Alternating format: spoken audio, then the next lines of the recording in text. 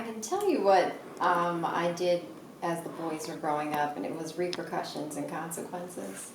So, if you did something, then you had to understand that something would be taken away, right? But also, I realized at some point that that wasn't working. And because I wasn't getting to the heart of the matter, they didn't understand, right? So I started asking them questions. Why did you do that?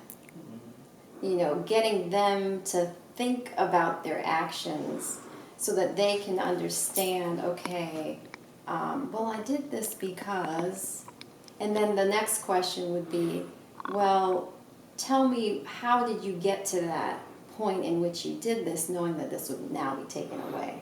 So if they can now intellectually start thinking about their actions, knowing, and also being really perceptive, right? Then they take on more ownership. It makes them more accountable, I think. And it works better, I think, than the repercussions and consequences. I think I started in that way, which helped. But in order for them to now feel as though they have some level of responsibility for how things play out in their life, they needed to now think about their actions. And so that's the route that I took as they got older. Did you ever spank them? I did. And I spanked them once, and it was not effective. And it reminded me of when I was younger, because my father spanked me one time. And it didn't hurt, right? But the fact that he did it made me cry. I was like, you've never done this before.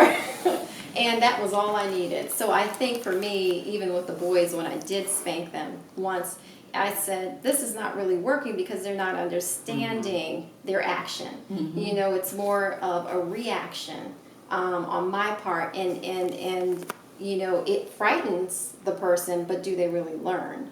And so I wanted them to get it, because at some point I'm not going to be here, and I want them to still apply some level of, again, mindfulness in the things that they do.